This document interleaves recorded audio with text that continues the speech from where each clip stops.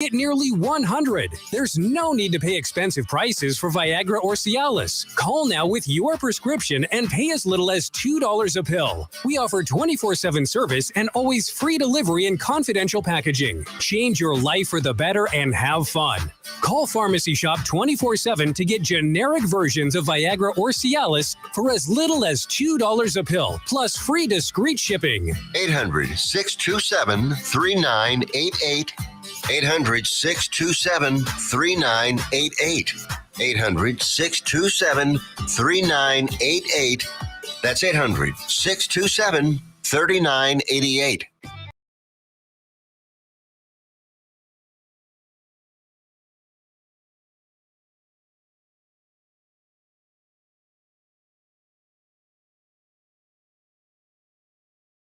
Taco Joe Orwinski. Todd and his family have been filling my belly breakfast, lunch, and dinner for a long time.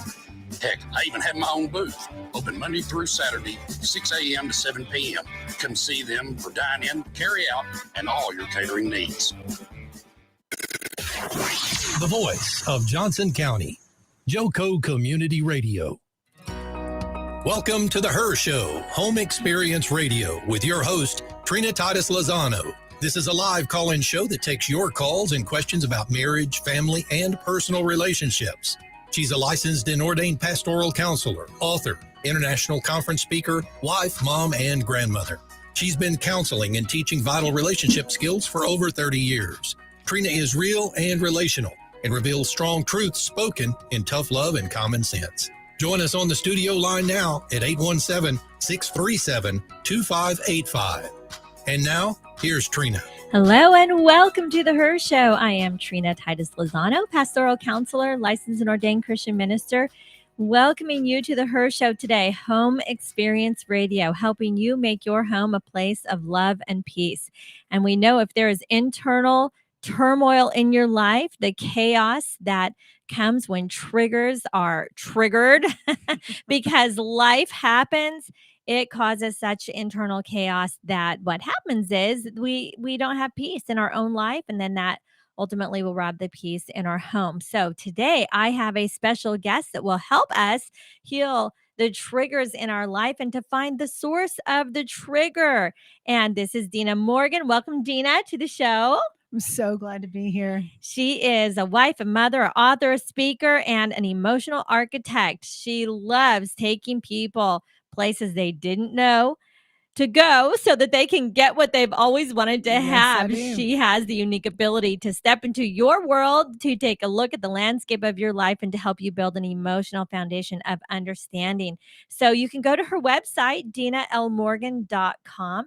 And she's the author of the book From the Symptoms to the Secret, a guide to owning your emotional maturity. Emotional maturity. You know, when I think about maturity, I think about a fruit that is fully and perfectly ripened.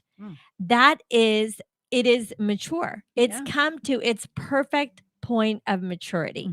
And so when people have this emotional maturity, they can be the best version of themselves. Absolutely. And so you learned the hard way, like we all do. And that's the benefit of suffering in our lives, is when we suffer, it takes us to a place that if we take a good look at that, and if we use that suffering as an opportunity for growth instead of staying in that victim mentality and in the anger and in the hurt of where the suffering has brought us to, there is such a blessing and a benefit that can come out of the suffering as a result of going through it. So you went through a time of suffering in your life and went through the trauma and the turmoil of the pain. Right. And then here, years later, you are on the other side and you're helping other people heal because you're healed. I always say hurting people hurt people, but healed people heal people. Absolutely. And that's what we're here today to help do. So if you would like to join the conversation today, feel free to call on the studio line 817-637-2585 and join the conversation. Ask any questions about whatever it is that you are going through. I tell you, with the world that we are living in today, there are things that just might might be triggers. Oh, I don't know. And before we get into the content of your book, let's talk about the triggers and what's going on in the current events today. Right. And there is a very important case That's that right. is happening today. Mhm. And you and I were talking about it in the car on the way over. Sex trafficking is a real thing. Absolutely. And there is a real case that is happening right now today. That's right. And Started this morning. we are going to believe for justice in this Mhm. case Absolutely. because Ghislaine teens Maxwell. Mhm. teens deserve to be protected.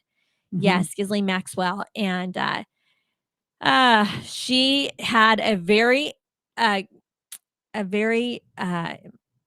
critical role. Yeah, she sure did. Yeah, She's a handler. yeah. And so I think, one of the things that you and I are recognizing is sometimes she's a big fish, but even through her pulling out some of the little people that you think are really little and sometimes unimportant really wind up being the bigger pieces to catch the bigger fishes. And that's what led to getting her in this case like we have her today. And so I pray that many things are exposed in this. And I think you and I both are in the same space of wanting justice. Okay, so day before yesterday, Yeah. I wake up to a text message Yeah. from a client of mine who lives in San Diego County, California. And she's a long distance client, and her husband and her came to me for marriage counseling many years ago, about 5 years ago. And he was a liar and a cheater, Mhm. which I knew about. Mhm. And she knew about, which is what was sending them into some marriage turmoil. And she suspected that he was also a pedophile. Mm. Didn't have proof of it, but Mhm. one reason that she suspected this is because the girl that he was cheating on her with was only a 17-year-old, Mm. and so it was not only that he was just having an affair, he was having an affair with this very young lady.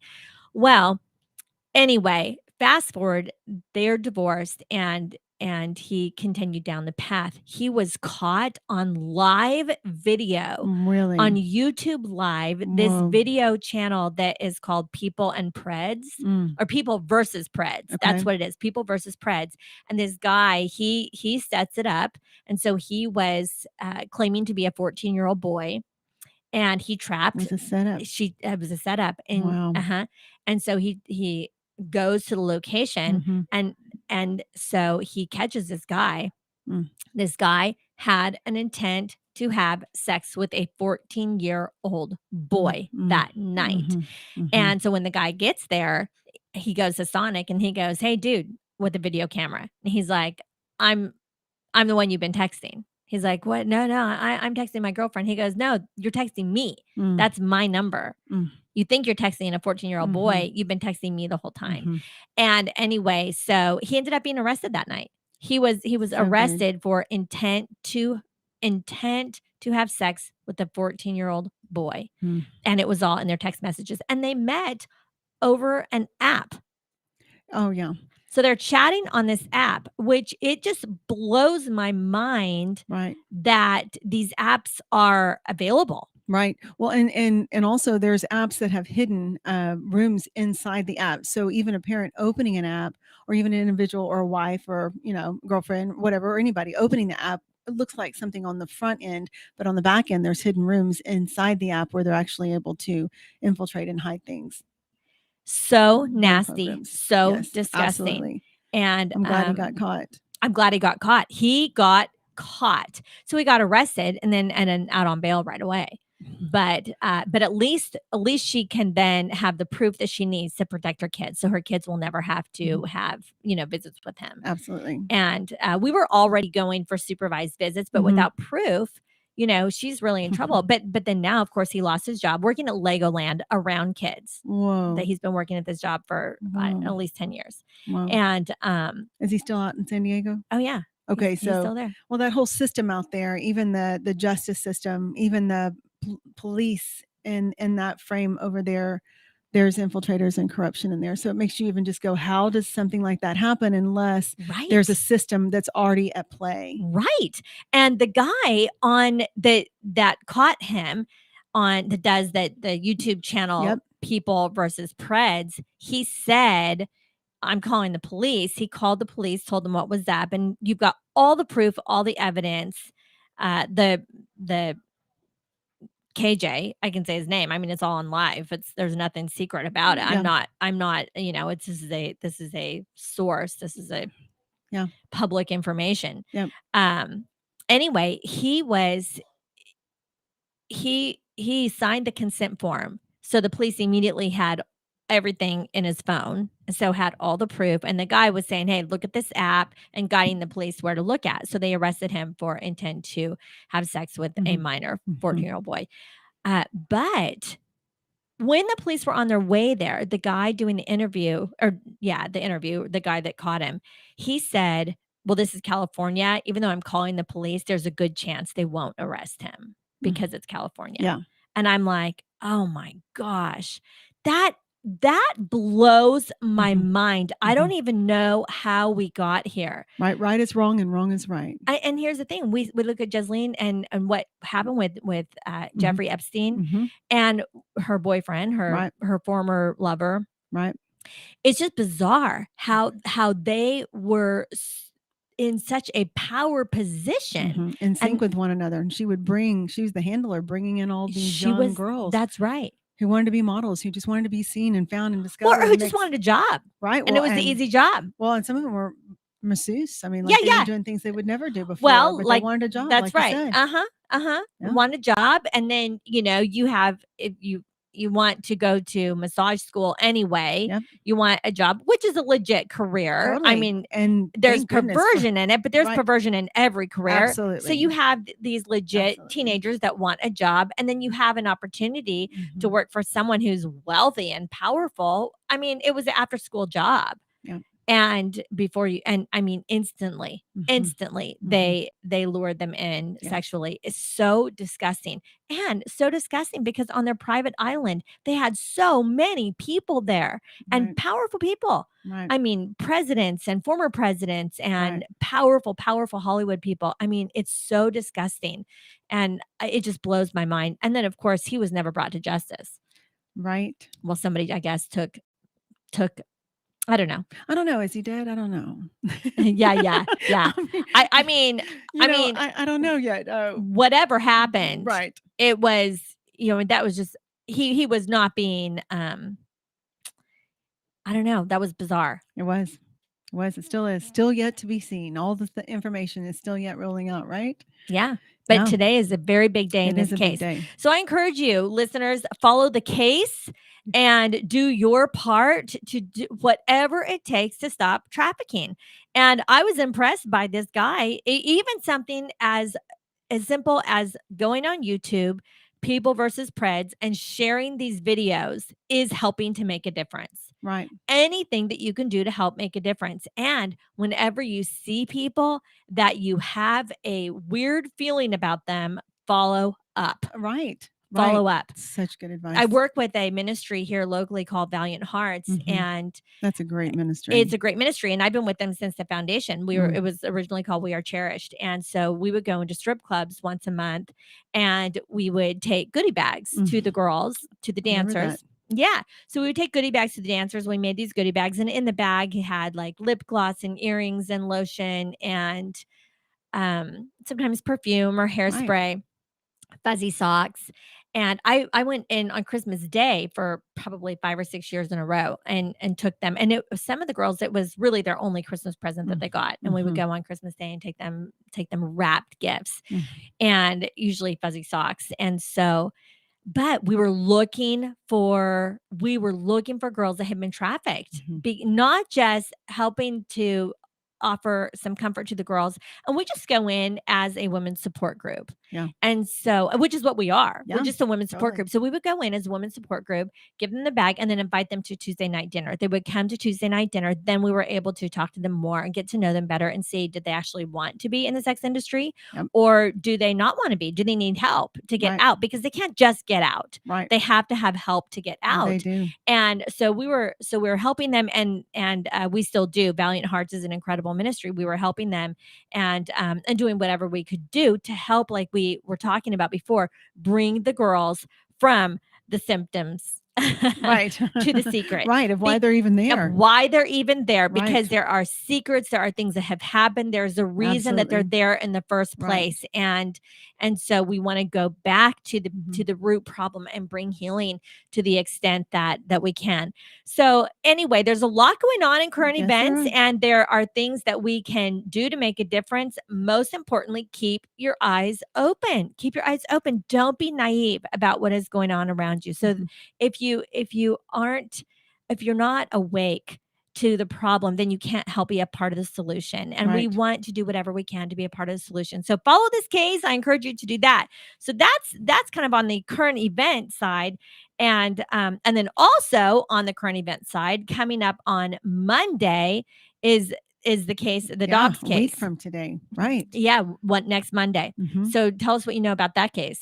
Well, Roe versus Wade, man. I mean, man, wouldn't it be fun to have all the people that we know who have had involvement in and around this particular topic of abortion and what it has cost our country? I wish all these mics were filled with the people that we know that are leaders and giants in this area. Man, the Yes. conversations that we could have. You and I just sit back and listen. But yeah, this next Monday is a big day. You pulled up something. Why don't you read Yes, from on that? Wednesday, December 1st. So that's next. That's coming up. Yeah, this Day Wednesday. after tomorrow. Mhm. The Supreme Court will be hearing the oral argument in the Mississippi ban on late-term abortion case Dobbs. Dobbs is the name of the case. Mhm. The law will ban late-term abortions after 15 weeks. This is the best opportunity since 1992 to see the potential reversal of Roe v. Wade and end legalized abortion in our country of the United States of America. So we Absolutely. believe that we should come together and pray the day before, the day of, the day after the oral arguments begin. And so we're really calling this a National Day of Repentance on Wednesday, day after tomorrow. Mhm. And the final decision on the case will probably be announced by the Supreme Court in June 2022. So we must continue to pray even after this 3-day event.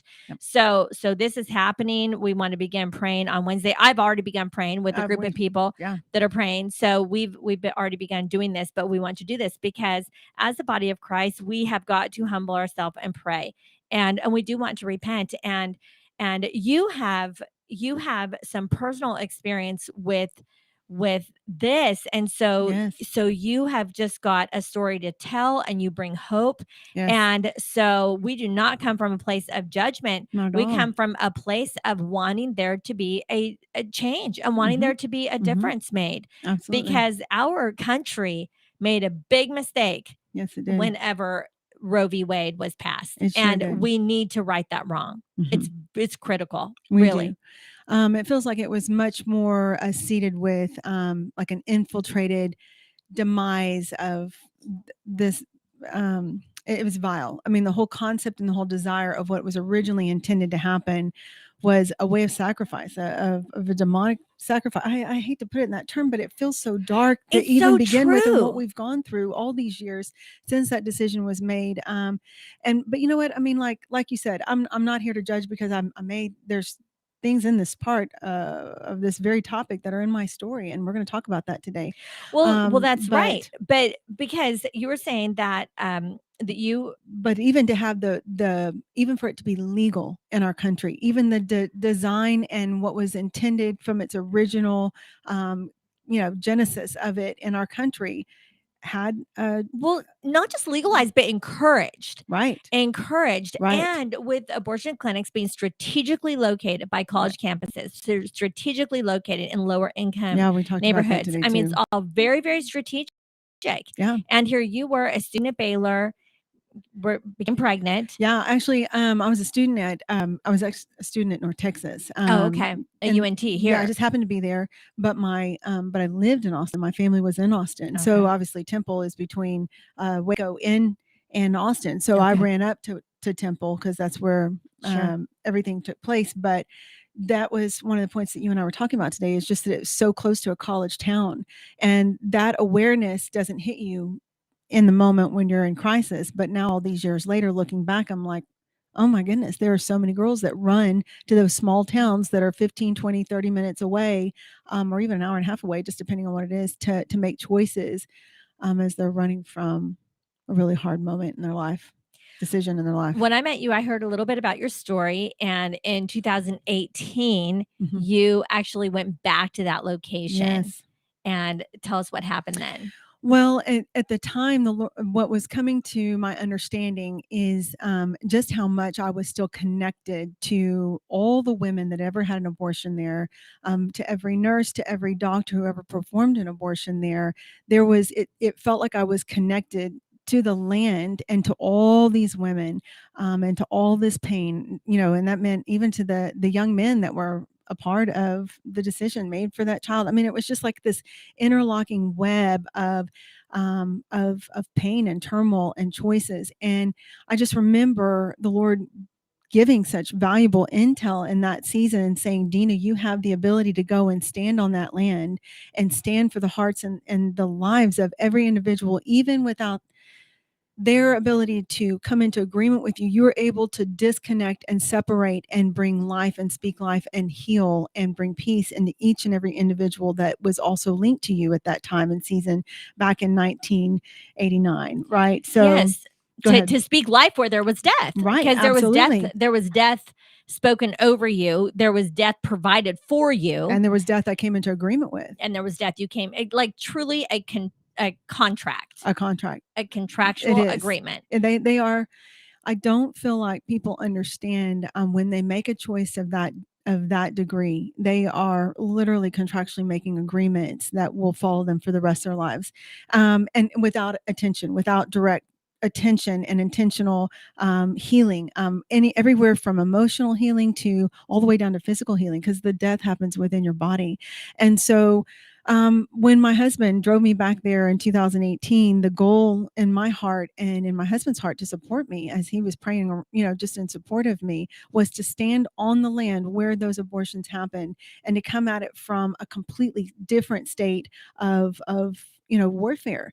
Everybody that was on the outside praying against abortion happening in our country, I was coming in from within and praying for those that had actually made the decision to have an abortion, Yeah. and for those that had fallen prey even to performing their abortions. And I wanted freedom for everyone alike, all the way across, so the Lord could come in and penetrate through that numbness that they had been walking in all these years, that being broken in that moment, the Lord could actually have access to their hearts. And so it was a very big deal. I mean, I spent several weeks on prepping my heart and just being, Lord, what do you want to say? What do you want me to come into agreement with you? Because I am, in this moment, I'm co-reigning with you, using what you've given me the ability to speak and to say and to come in agreement with and to do it.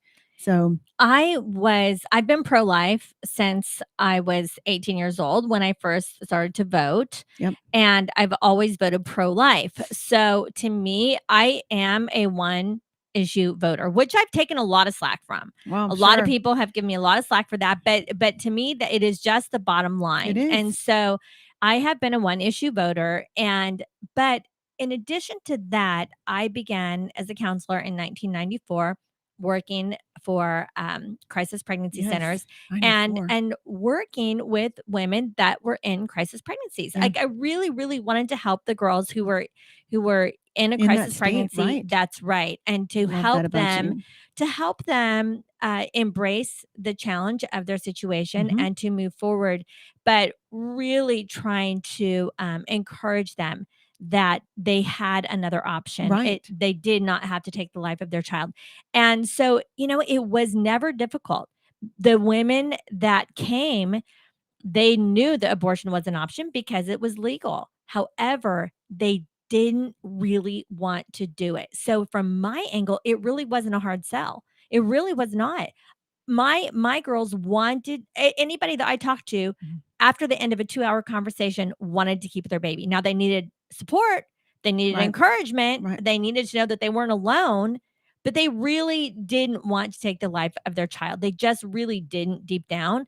But if they're getting the opposite word, then they have support to take the life of their child, well, then of course they're going to go that way because it seems to be the easiest solution in the moment. Right. And so this is why your voice was so important in those places where the Lord set you in those years, because I think that down deep the majority of women don't want to have an abortion. And I think, one of the things that I find so interesting is back in 2000, the year I graduated from high school, which was the year before, I remember sitting in our home ec class and we were talking about abortion. I was learning about it my senior year in high school for the first time. And I remember thinking in that moment, I will never do that. I said that my senior year in high school, I would never do that. I was raised in the church. That was my background. That was my understanding. I would never do that. And who knew that within a year I would actually do that? But there was no support and there was nothing there other than I was running and afraid of what would happen if someone found out. Anyway, so exactly, that's right. So anyway,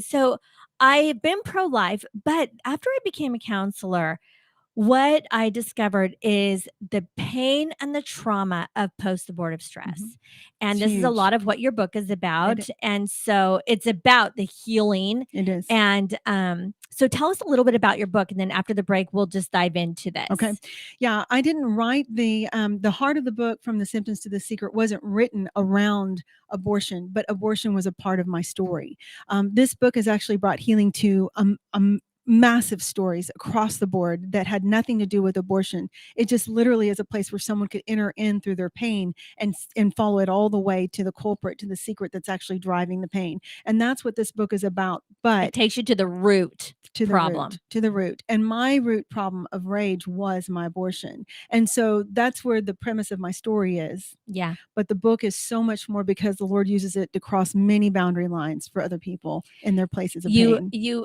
I talk a lot about anger and on air because I want people to have a peaceful and loving heart. Sure. And so, of course, anger is the opposite of that. Right. And so, but anger there's a reason why people are angry. There's hurt, injustice, fear, and frustration. And these are some core issues. So you have to know where the source is. I always say anger is a good roadmap. It is. Follow that map and find the source. And your book is a good help. And there's also a workbook that goes with it that if you really see that you have anger problems, you need to go to the source. So I encourage you to get this book. And again, you can get this on her website, DeanaLMorgan.com. Is there any other place to get the book?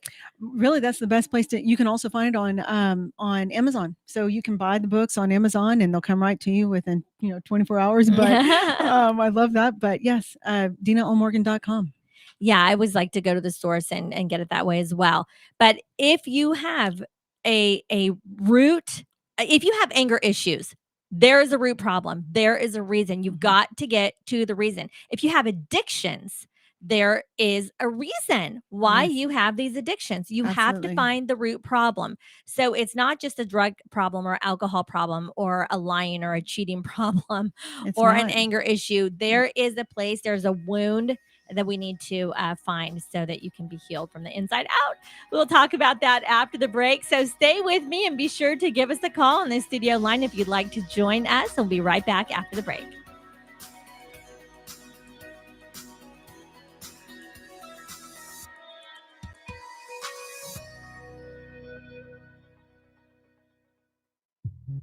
At Romika Designs, we're more than just a laser engraving and specialty design company. Much more. I'm Ron Phillips, co-owner of Romika Designs, and if you can dream it, we can probably make it. We can custom laser cut and engrave on nearly all material. Great for one-of-a-kind gifts, home decor, business and specialty items, or personalized and logoed designs created just for you or your company. Allow us to become your go-to gift and specialty project partner.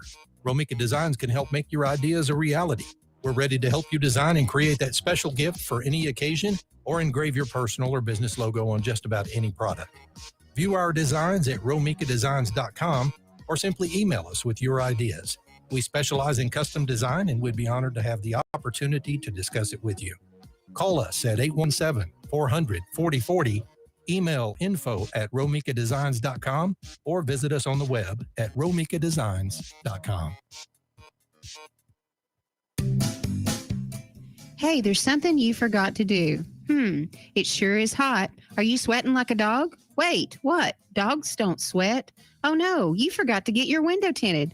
Whether it's the kitchen window that sits in the sun for the hottest part of the day, or you just got new wheels, call Sharp Window Tinting in Burleson. 817-615-9379, or look them up on the web, sharpwindowtint.com.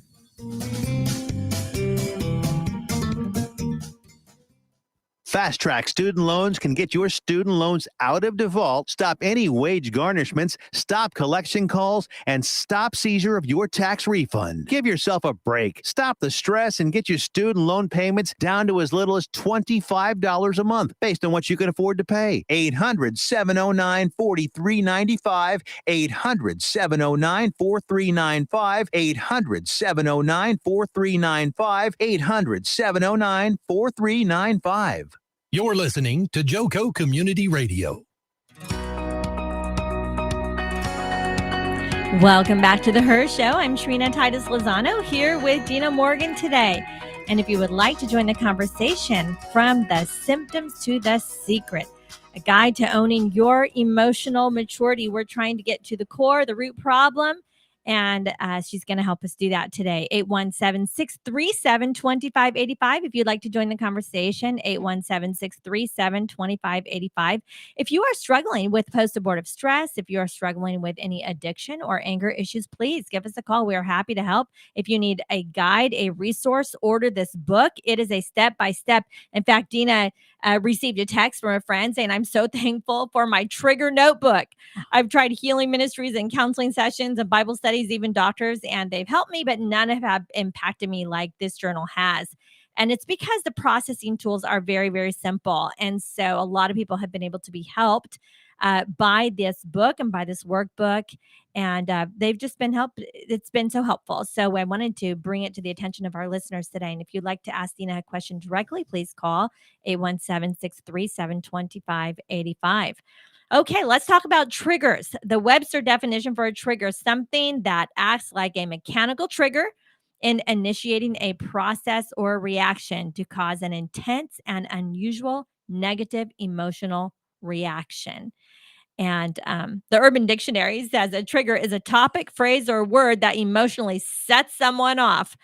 Could refer to anger or reliving a traumatic experience. A lot of people can see that they really have PTSD from a situation or an experience, and anything could be a trigger, and it can just come at you at any time. So I don't want you to be afraid of those triggers. I want you to know how to deal with them. Deana's definition is a trigger is something that activates your emotions, but instead of you controlling them, your emotions control you. You find yourself in a moment of being literally out of control. The top has blown off and you are doing things that you didn't think you would do. And you're saying things that you didn't think you would say. And then you're all of a sudden, I don't know how I got here. I don't know who I am, but I need to fix this. It's a problem. It's so true. I'm sure a lot of people are thinking that just happened to me over the holidays. Exactly. Oh, that's right. That's right. Over the holidays. Holidays can very often be a trigger. Boy, my phone rings off the hook for holidays. Clients are always needing help, and it's a trigger for me too. Yeah. It's an emotional time. And if so much of regression can happen. So much can happen over the holidays. It's a very emotional time for any, because this is what I think. Now in Ecclesiastes, talks about that everything is beautiful in its own time. Totally good. And I always say, if it's not beautiful, it's just not time. It's not beautiful yet, but the power of yet. Yeah. But also the scripture talks about how God puts eternity in our hearts. And I think that deep in our hearts and our souls, we have a longing for a perfect world. Yes. We really do. We have a longing and sometimes even expectations that if I go to church, if I make good choices, if I don't do this and don't do that, and if I do this and do that, and if I sort of check the boxes, then my life will be successful and I won't have any problems. I seriously believe that. I didn't ever anticipate trouble in my life because I avoided trouble. I was raised in a great home and I made good choices, and I didn't have any warning that there would be any trouble that would come my way. I just didn't see that there would be any traps. Mhm. I could see that other people were trapped, but I felt like I recognized the traps and I avoided them, and I wasn't worried. But I was wrong. I was wrong because suffering comes for all of us. But Right. yet I still have a longing for life to be perfect. And that's what I think is part of the trigger is when we come to holiday seasons, Mm. it's a matter of we want things to be perfect Yeah. in our life and in Mhm. everybody else's lives Mhm. that we're related to. Mhm. Like nobody can be sick, nobody can be having financial Right. trouble or relationship trouble Right. or anything else happening in their life, Right. or all of a sudden it causes, drama for everybody. Mhm. But life is not perfect. And Jesus warned us of this. He said, Right. in this world, you will suffer, there will be suffering, but I've come to overcome the world. And he did. And so you and I Yes. have that in common. Yes, very Jesus much so. is our core, our center, and our rock that Yes. we build everything on, the word of God. So I'm excited for this Christmas Yeah. season because Jesus Same. is the reason for the season. So we've got a lot to celebrate. But tell me about your relationship with Jesus and how it deepened during your suffering, and even how the Lord even led you to writing this book. You talked about it a little bit already, but just go deep into your personal relationship with God, Absolutely. and then how he led you to writing this book. Well, it seemed like for so long, I lived with a religious mentality. If I listen to the right pastor, if I read all of the scripture, if I spend my time in the Word in the morning, or if I listen and pick up the right book, read the right book, if all these things are in my sphere and in my understanding, my frontal cortex, which is basically where that's being input, then I'll be able to master anything that comes up. Except for there was this same thing that kept coming up for me in the middle of something. This rage would come up, this anger would come up in the middle of my marriage. And I would hear the Holy Spirit say to me, Deana, your battle's not with flesh and blood, but with the principalities, the dark principalities. And I'd be like, yeah, right. Have you seen the way he's talking to me right now? That can't possibly be right, Lord. But after so long, him continuing to tell me that, he was leading me to places where he's like, I'm going to show you so much more than what you think you understand, and I'm going to pull you into a deeper relationship with me in a way that's going to actually help you out of the spaces that seem so dark for you right now. You were able to get below the surface. Below the surface. And right. So you went deep. Totally you started deep. going very deep with your relationship with God. Very, very deep. And it was interesting because in that depth, I started being able to separate out religion from relationship. Yeah. But also I started understanding how God made our brain to process, and how every time I was putting things in, that religious programming or the religious dynamics was putting things in the frontal cortex, and it wasn't accessing the deeper parts of the mind where you're holding trauma, which is in the amygdala. All those things are being trapped way in the amygdala, and the way the brain works is incredible. God is such a genius. But when that moment of trigger happens and it trumps that frontal cortex, that's that space where you're like, wait, what just happened? How did I just show up as a mess when I had it all together this morning after my quiet time? But in a deeper dynamic of moving into that direction with the Lord, he allowed me to be a mess, and he was okay with it. And what so, did your rage look like? You had rage like what? Like any of us could have a different definition or imagination of that. Like what did it look like? Well, I mean, rage can look like a lot of different things. I mean, what did it look like and with you? What was for me specifically? I mean, obvious? Yelling and feeling trapped and wanting to have freedom out of my space, not having a voice, and so that level of heart beating, can't take a breath. And now I even understand levels of an anxiety attack in that space was occurring, but it's so loud, like, I want to be listened to right now. You're not hearing me, and it wasn't like I'm going to attack you with a knife. I mean, like, although that's the case for some people, and that's okay, that rage is still a symptom of something greater. So if that's ever happened to anybody, I'm not trying to put shame on you. I'm just trying to say, hey, there's a reason why that's going on. But the reason why.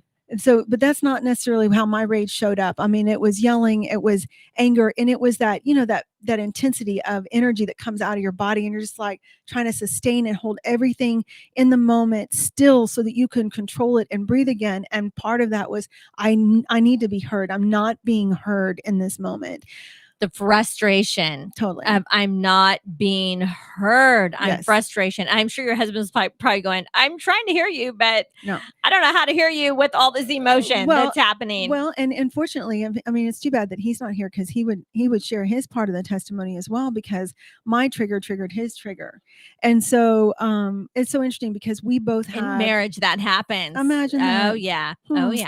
like I played a role in his emotional state of frustration and anger too, but he also played a role in how he showed up, and we both we both gave our power away to each other. So while we are both very passionate individuals in the way we love each other, well, in the broken parts of us, we were also very passionate as well. Yeah. And but one of the things that I love over the past couple of years is I have found that what we draw to us is the very thing, and God is so clever like this.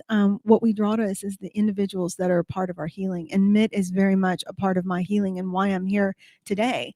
Would I say, even that I don't have moments not of rage, but just other things that come up? Absolutely, because that's just life. I mean, we are human beings living in a fallen world, and now with all the levels of stress that we've been under these last couple of years, it just puts an extra added level of things that you're having to navigate and dance. And another aspect for me is, and I would say I would tag me as an empath. That means I feel everything in a room. I feel what the person very deeply, and not everybody functions like that. So when I'm that way. I'm very emotional. When I enter into a room, like you and I, we feel things that other people don't even see.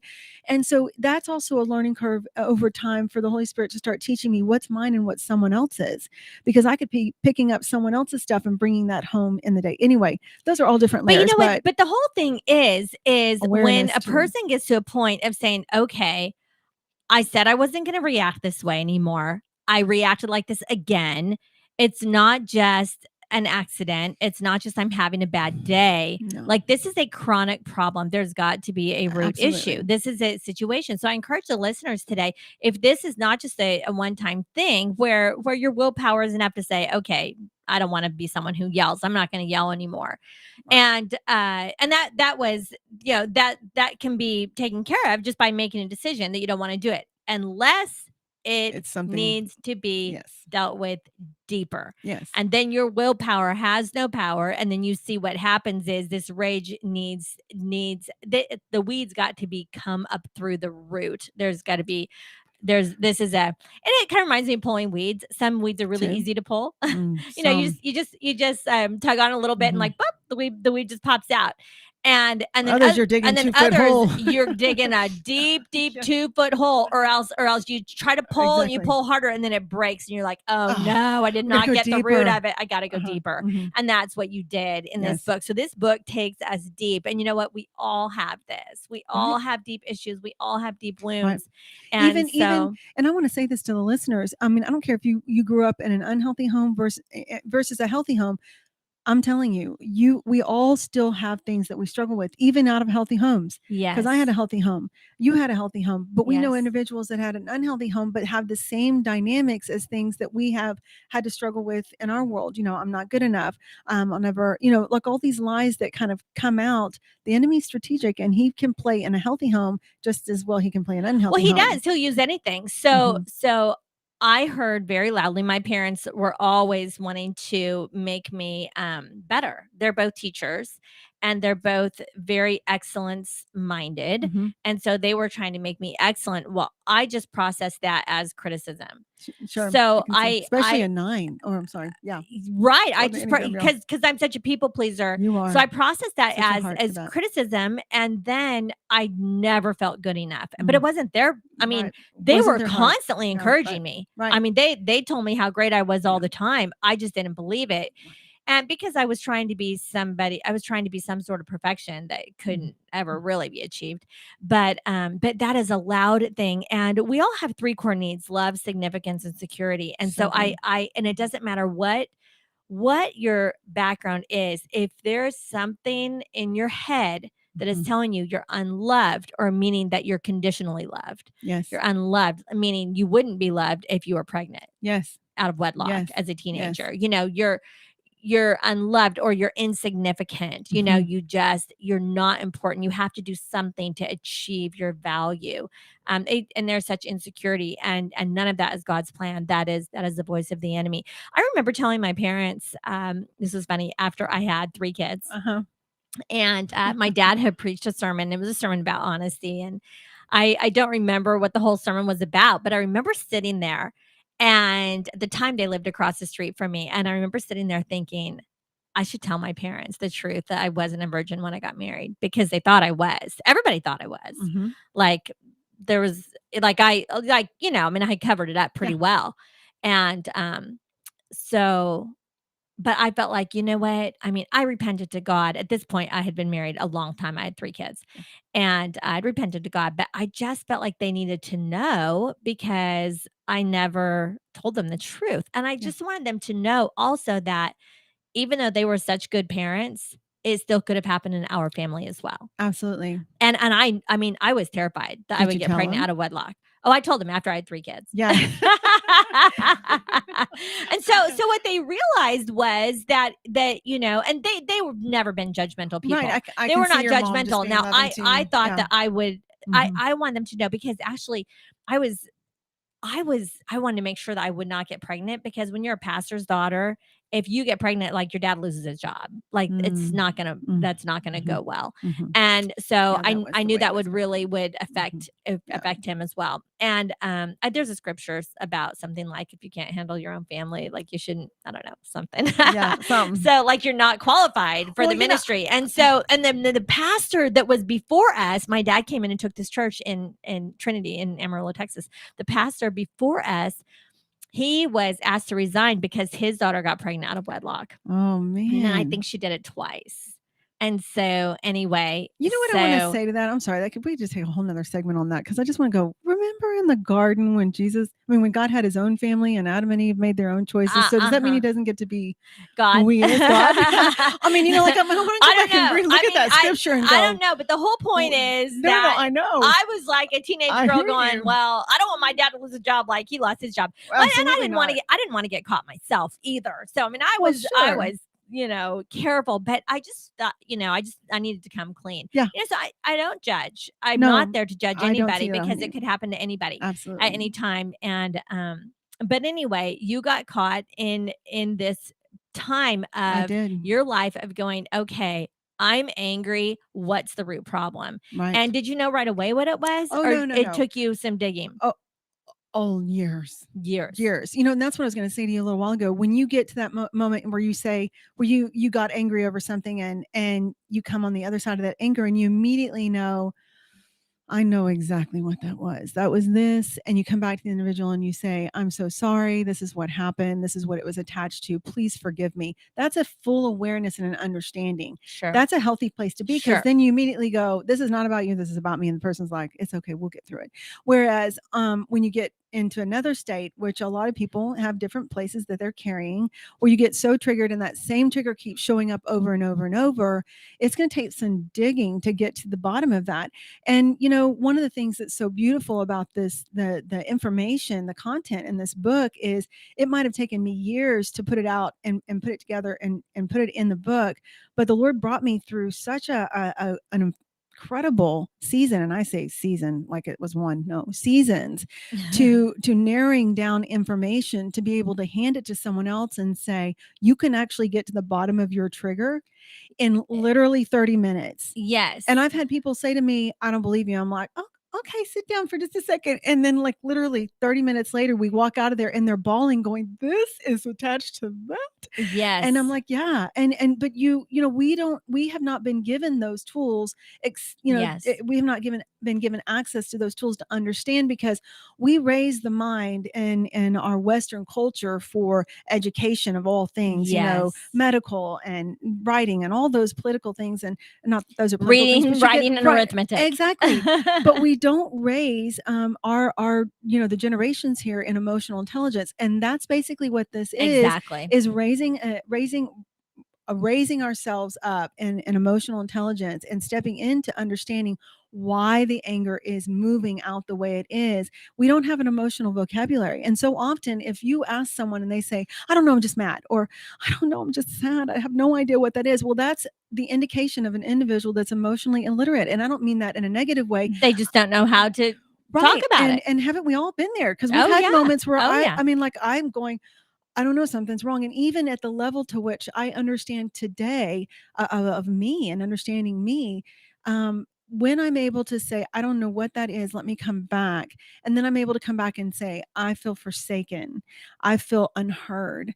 I feel belittled. Those are specific words. And each one of Yes. those words means something entirely different from the other. But what Yes. it also shows is I'm able to self-soothe, because when I'm able to identify That's what's right. going on within me, those, just identifying those individual emotions gives the physical state of who I am the ability to understand that I'm listening, because the body responds to what the mind is struggling with, and the whole body will react and it'll hold it in. And if we don't give our emotions a voice, they will find a voice somewhere. So sometimes when we stop to understand, why is it that I'm being triggered this way, and rage is coming out, or anger is coming out, or passive aggressiveness is coming out, or any other state that we know is unpleasant of how we're showing up to the moment, when we actually can stop and look through that space inside of us and give ourselves a voice, that is self-soothing. And that's something that should have been learned when we were growing up, and maybe the first 6-7 years of our life. But when our parents don't know, then they can't teach us. And when we don't know, we don't teach our children. But when we know better, we do better. And you say that. That's right. And we can verbalize it, Yes. and we can communicate it, and it doesn't have to, I always say, you don't have to be a victim of your own emotions, because the other way, you're really a victim of your own emotions. They take over you. They do. And then your emotions drive your action. Then you can look at your action, you're like, what the heck? Why did I just do that? And sometimes it's kind of like an out of body experience. Like, who am I and what am I doing right now? I'm possessed. What's happening? And it feels that way. Like, it's almost like this out of body experience when the anger is so. I remember times where I would go into a situation saying, I'm not going to say anything. I'm going to hold my tongue.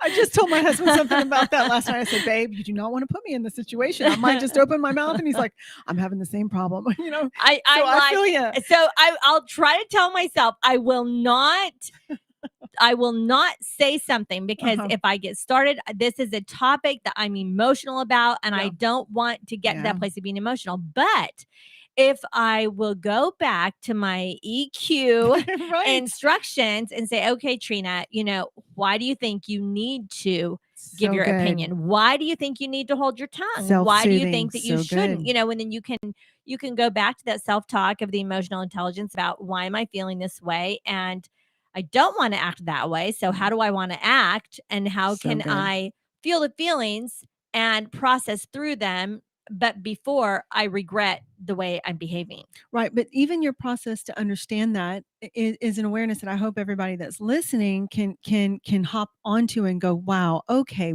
this is valuable. You don't have to go through life letting triggers own you. You really do have the ability to learn what Trina just said and go, okay, I self-soothing. Well, what's that term? I can do that. Absolutely. Absolutely. So Absolutely. healthy. Well, and that's the thing, is you have to do it. No one can do it for you. This is a, you'd like them to. This is a DIY job. Yeah. No one else can do it for you. No. I'd like my husband to do it for me sometimes. I'm just saying. Well, we do. We want our husband to do it for us, or a lot. We would like to just not have to accept the personal responsibility to manage. And that's what emotional intelligence is. Number one, it's self-awareness. It is. And number two, self-management. Number three, it is social awareness, and then relationship management. And without the first three, you do not have relationships to manage. It so true. It destroys your relationship with God. It destroys your relationship with yourself. It destroys your relationship with others. You do not have the ability to give and receive love correctly without an emotional intelligence. Yes. So, all right. Well, let's walk through this book and just take us from the beginning and just, how do we use this book, and just take us through it. Well, one of the things I love about the way the Lord had me lay this book out is each chapter concentrates on a different part of triggering and of the process. And then the notebook is something that I made as an extra added bonus, because sometimes you want a place to write. And you're like, what am I going to write on? This book isn't big enough. I didn't leave enough pages inside to write on notes. But once you start understanding the first chapter, let's just look at that really quick, is on triggers. And while you read the definition of a trigger, this helps you understand the science and the brain and the way it's mapped and the way it's processes information and where pain gets stored. It's helping you understand what is going on in the brain. And it you say here, normalizes. anytime you are offended, it is the evidence of a place within you that needs healing. Absolutely. And so you have to look at that as a roadmap. You're Absolutely. offended, you're angry, you're upset, you're bothered. You can use any word you want to use. Absolutely. But whatever it is, there's a place in you that needs healing where, because if you didn't need healing, you'd be able to take that situation and go, okay, they were wrong, but oh well, sometimes people are wrong. Or okay, this happened, but oh well, sometimes stuff like that happens. Like it doesn't rock your world Right. like it does when you are hurting, when Right. there's a place that's not healed. Right. Well, and like for you and I, we could both enter into a conversation with someone, and what would not trigger you might trigger me. Oh yeah. And if you don't have an emotional awareness, when you see your friend being triggered like that, you'll be like, what is wrong with you? Whereas if you have an emotional awareness, you'll go, oh yeah, there's pain there. And it's not a judgment. It's an acknowledgement and understanding, hey, how can I be with you in this moment? So, it's funny how things can trigger one person and not another, but pain is behind that trigger. Absolutely. Okay. So, you think of an open wound. Yes. And even something as small as a paper cut. Totally. It can be like the tiniest wound, or it could be a big, gash. Mhm. But, somebody could say, oh, here's some hand sanitizer and just like rub it on your hand. Uh-huh. And it may immediately you would be like, get that off of me. Yeah. Like it does trigger an anger response. It's like, ouch, what are you doing? Don't touch my hand. Right. And don't put your hand sanitizer on my hand. I've got a cut. Right. Okay. So, but good analogy. But there was nothing wrong with what the person was doing, and there's nothing wrong with the hand sanitizer. Like they were just giving you hand sanitizer. But the fact that you weren't healed, it immediately causes anger, and you want to take the hand sanitizer and throw it across the room, like, get that off of me, get that out of here. But the problem is that you're not healed. Right. And so, and in fact, if something as small as a paper cut, you don't even know that you had a paper cut or even a hangnail until you get that hand sanitizer on there, and you're like, right. And it hurts. Right. And so, being voiceless. That's right. Sometimes when a man or a woman grows up without having a voice, and they continue to be put in a situation where their voice isn't being heard, after a period of time, something can trigger it so deep that they'll yell so loud that you won't ever forget their voice when they use it. Yes, or do the opposite. Absolutely. They'll commit suicide. Oh gosh. Because they feel like I don't matter. I don't matter anyway. Exactly I don't matter anyway. Mhm. And so, you've got either extreme. I can't wait to get into the content of this book. Give us the next 30 minutes right after the break, and we're going to see how we can help you get to the bottom of what your hurts are. I'm Trina with Deana Morgan today. We'll be right back after the break.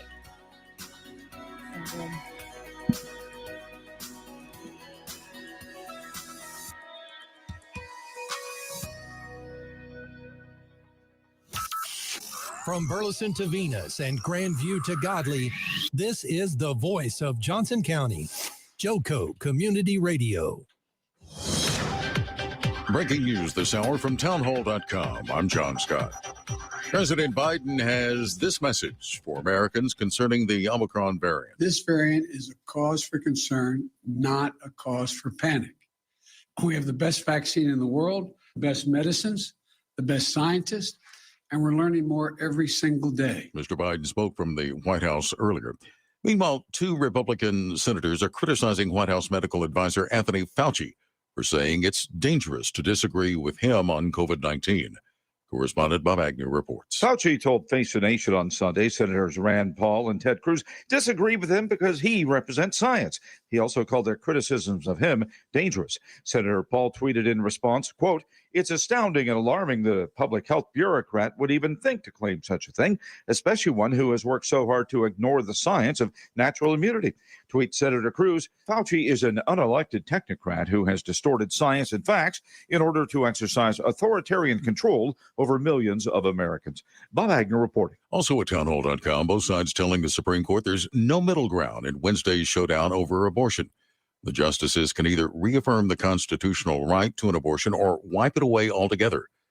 Roe v. Wade, the 1973 ruling that declared a nationwide right to abortion, facing its most serious challenge in 30 years in front of a court with a 6-3 conservative majority that has been remade by 3 appointees of former President Trump.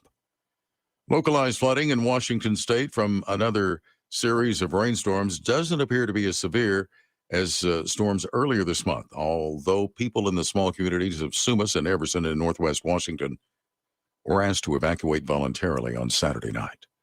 The Dow up 294 points, the NASDAQ ahead 312. More at townhall.com. Got a deck carpet giving you the blues? Tired of your old dingy and broken tile? Let my friends at the Floor Store in Cleveland, Texas give your home the makeover it deserves. This is Old Taco Joe coming to you for the Floor Store. Whether it's carpet, tile, wood flooring, or real wood laminate, the Floor Store can cover all of your flooring needs. Located at 405 West Henderson Street in Cleveland, Texas, owner Brent Harris can help. Shower tile, tub surrounds, even backsplashes. Give them a call today at 817-641-9444. The Floor Store, they got you covered.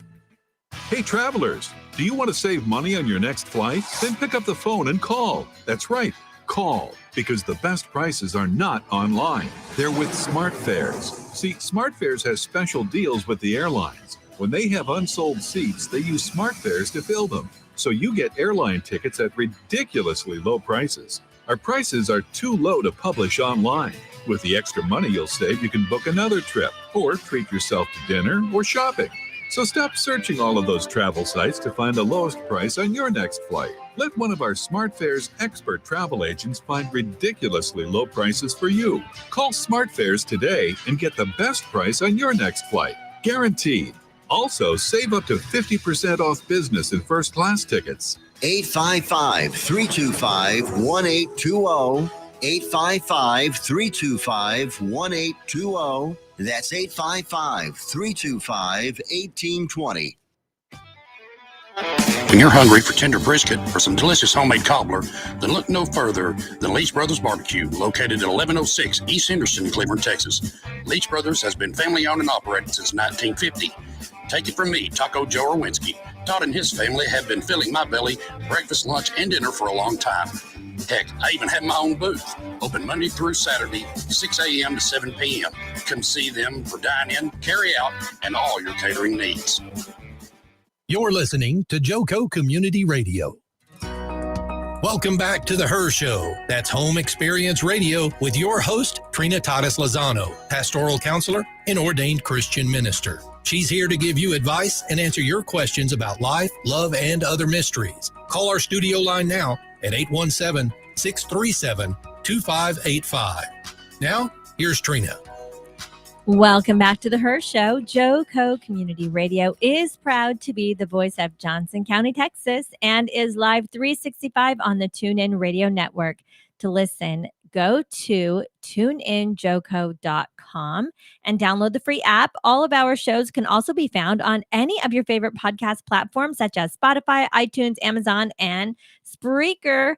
So check out our lineup and more on jococommunityradio.com. Thanks for tuning in. This episode and more brought to you by Next Level Claims, making your insurance work for you. Next Level Claims. And you can reach out to your Texas sales rep, Nona Reed, at 844-TEX-HAIL, 844-839-4245. So I am back here talking to you about your emotional intelligence, your emotional maturity, healing, getting to the root problems. And I'm here with author Deana Morgan from The Symptoms to the Secret, a guide to owning your emotional maturity. So let's talk more about triggers. Yeah. What do you want to ask? When a trigger happens, what do you do right there in the moment? Well, the best thing right now, and as we go forward, as an individual goes forward, is start recognizing I'm being triggered. Just call it for what it is. It is. And you know, really that's one of the biggest steps. Instead of your emotions just completely railroading you, which they're going to, but in that moment, if you can understand as you start to wake up to what's really going on inside of you, that's right. This is good. I mean, this is good that you're waking up and you just tell yourself, okay, this is clearly what she meant by trigger, what Deana and Trina were talking about with triggering. I'm being triggered right now. While my mom is talking to me, I feel diminished while we're talking about this casserole. I can't, I'm just making up stuff. Right. No, that's true. That's But, right. it can seem something small, or you're sitting with the boss and all of a sudden, in a group of people, you're not being heard, and someone next to you says the very same thing that you just said 5 seconds before, but they're getting the accolades and you're not. And all of a sudden something inside of you it just rises up and you're completely triggered and frustrated, and you can't even tune in to what's happening to the rest of the meeting. This is a moment when you're being triggered. So recognizing that there is actually something going on in the brain is going to be valuable for you, because as much as you may try to prep yourself going into that meeting or into that phone call with your mom or with a neighbor or your spouse Yes. or a friend, you can prep yourself all you want, but even in the preparation, it may help you for a short time to cognitively understand what it is that you're trying to execute and not show up as. But eventually, it's going to get that whole process is going to get tripped up inside your brain. And the reason why understanding this, what we're about to say, is valuable. Understanding that your pain is actually trapped in a place called the amygdala, which is right here on both That's sides right. of the brain, right behind the ears. And it's the size of an almond. And you're thinking, wow, this little space in the back of my brain can do this much damage. That's right. But it is. It's the emotional warehouse. It's like an emotional That's warehouse. right. And What it's do you stored in wanna there. And I always tell people we got to push that up to the frontal lobe Yes. so that you process it up here, above your eyebrows in the front of your head, where your wisdom, your reason, your logical Logic. thinking, your intelligent thinking, your common sense, you can, when you feel it, because you're going to feel it first. That's just the way that we're created. You'll feel it first, but you've got to say, whoa, I'm being triggered. And then I just tell people sometimes, if you act like you were physically pushing it from one part of your brain to the next, and just force yourself to process it differently. It's so important. It is. And the beauty is that for all those that are listening, this book will help you process quickly. Yes. Which is what I love. What you and I like is that when an individual is in that kind of pain, they don't have to stay in that kind of pain. You actually can get clarity. right. And this book helps you get clarity. But the first part of the step is recognizing that you're being triggered and why you're being triggered and how the body was designed, how the brain was designed, and what all's happening. It's very real. So guess what? You're not crazy. That's right. It's very important. The emotions. Our emotions are important. They are real. They matter. They need to be named. They do. They need to be acknowledged, but they cannot be in the driver's seat. No, they or can't. we're in trouble. They are. And they will try to take the driver's seat. Oh, and every time. And I think this is one of the things that, we were saying just a few minutes ago. If I'm angry or if I'm sad, clearly I'm not aware of all the other emotions that are taking place within me, that are like fielding and driving all the things in my amygdala wild. But emotions are very real. I mean, if I stick my hand on a hot stove, immediately the brain is going to put everything in motion so that it gives words to what the body is experiencing. And it's the same dynamics here. And if we don't give language to the emotions that are going on inside of us, they really will continue to wreak havoc. And I'll never forget, I'll tell you, there were moments where Mitt and I would be in an argument, and I'd be like, I'd be feeling something, and I'm not a communicator like you, so I couldn't access the feelings really quickly. I'd be like, "Where's the dictionary?" And I'd be like old school with a big dictionary, sometimes in the middle of the night with a flashlight, and I'm looking for the word. I was desperate, going, "What is this? I need a word. Lord, help me find it." And I would find different words, and I'd be like, and this is so crazy how we are made. But when emotions in us, just as an individual, when I validate different things that I'm feeling, there is actually a physical manifestation of a release. And that release is, you see, your body takes a deep breath and you go, yeah. Yeah. And all of that tension comes out of the body, but it's because it's being identified. Yeah. For instance, I'm feeling like I'm being taken advantage of. Yes. Or I'm feeling like you're rejecting me. Right. So I remember when I found one of the first words that really gave me, it was happening with a friend, and I was really trying to understand what is at the heart of this. And I discovered the word forsaken. And somehow all the words that were on the page, but the word forsaken really, it hit at this deep, tender place. And I felt like, I've never even seen that word like that. That's used in marriage. This has nothing to do with marriage, but that's how I feel. I feel forsaken in this moment. And it really brought value for me to be able to recognize that and to not, and to still the craziness that was going on in my body. But Ignored, unloved, forsaken. Forsaken. Forsaken. And what's beautiful is in my book, and I mean, like, we can look in the workbook on every single trigger that I put inside this workbook. The beautiful thing is they each have their own chart, which is the same emotions chart that goes with every trigger in the workbook. But look at all these emotions. So one of the first things that we're doing here in the book is understanding the trigger, but the next step is really identifying your emotions. And in this emotional, beautiful, like categorized level of emotions, you're able to go through and find out what the emotions are that you're really feeling, because who knows, you may be just like me and uncover a word like forsaken, and all of a sudden your whole world opens up and you're like, it makes sense. That makes complete sense. And you wouldn't know it unless you were introduced to emotions, like a list of words like this that you could discover. And this also builds your emotional vocabulary. So this, having the depth of this kind of vocabulary inside of you, also helps you in the future when you don't have access to a list like this. Yeah. And you're needing to understand what's happening to me right now. Well, and let's think about that. Let's take that one word, forsaken. So if you feel like you're being forsaken, that's a feeling. Truly. But it may or may not be the reality. Right. So then you've got to process it through your common sense, your wisdom, through your intelligent thinking, maybe even with a counselor or with a trusted friend, to say, okay, am I actually being forsaken, or does it just feel like it? Right. Or if I am, is it because of me, or is it just because of who they are? Right. Well, or, like, there are reasons, absolutely. but until you name it, you can't move forward. You really can't. And so often you can even enter into this moment of the book and this part of processing, thinking, I'm so bad, I shouldn't be thinking this. No, you really have to set all that behind you and go, feelings are neither right or wrong, they just are.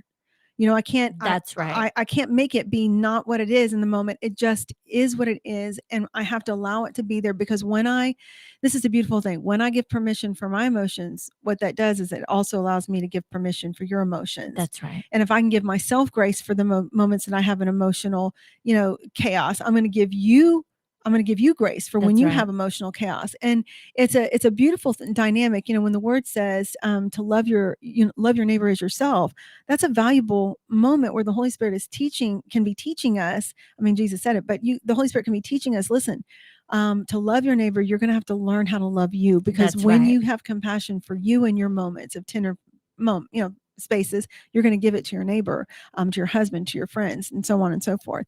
But yes, I mean, you're right. I mean, like, once you identify those emotions, it doesn't mean that it's true.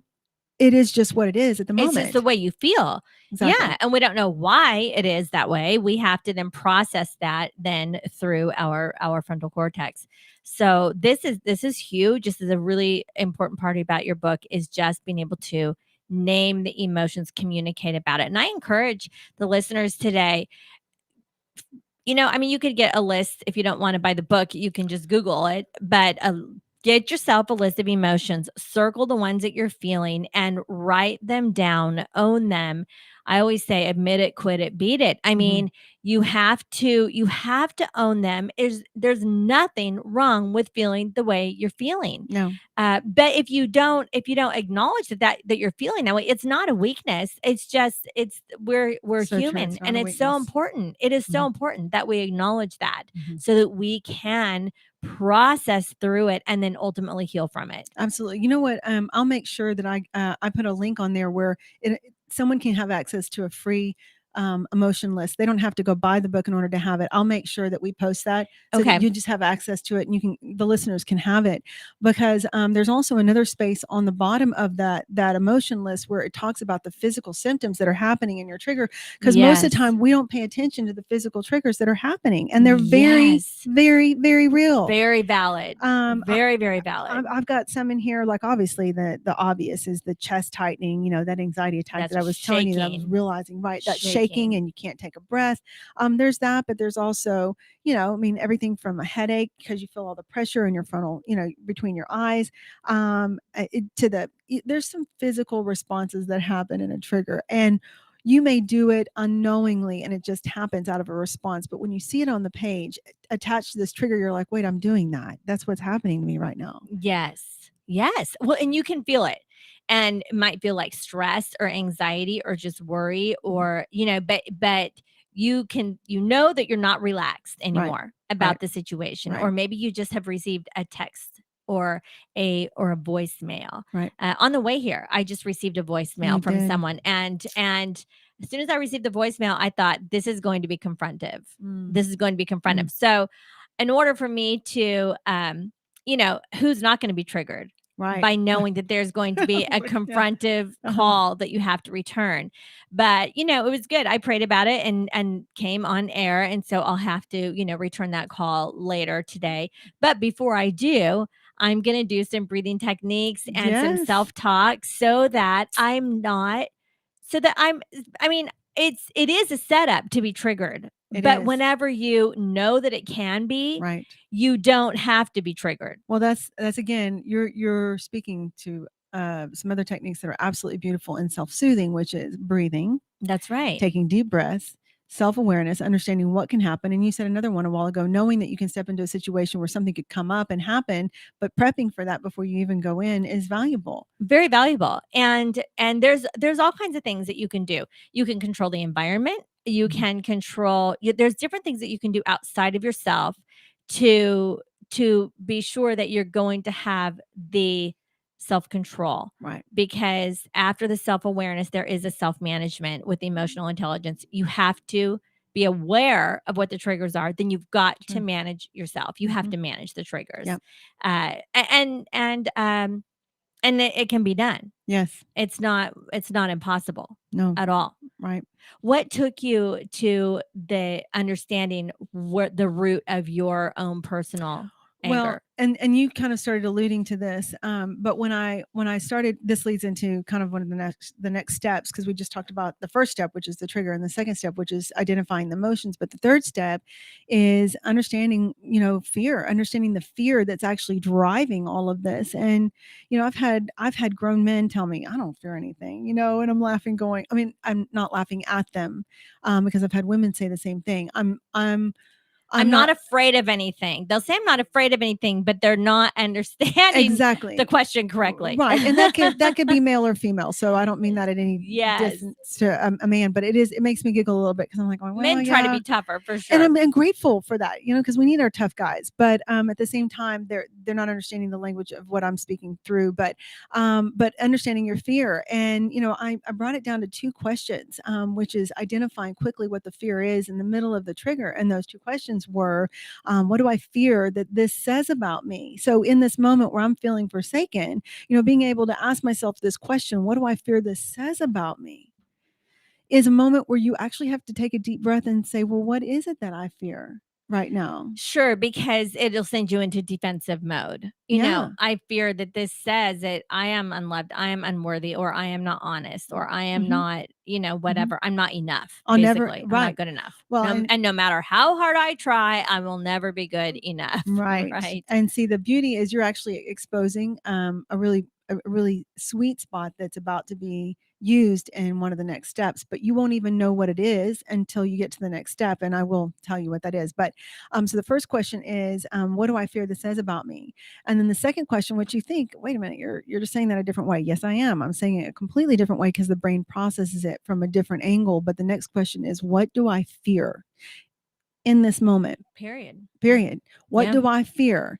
And coming at it with the trigger, coming at it, what do I fear this says about me, and what do I fear actually brings to light these things, like you're saying. Well, I fear I will never be good enough in life. I will never measure up. I will never have a voice.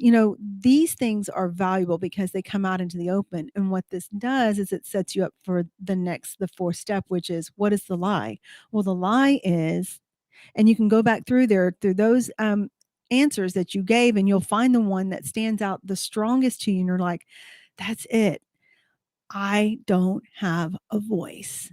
So that's the lie. That's the lie. I don't have a voice. The truth is that you do have a voice. But how you've shown up in the world and how you've interacted with others, that's a role you're going to have to own, and how you dance with the world and not having a voice. But the Right. lie is actually something that exposes huge implications, because there is an energetic release when you come into an agreement with a lie. That's right. And if I don't have a voice, if I believe I don't have a voice, then guess what?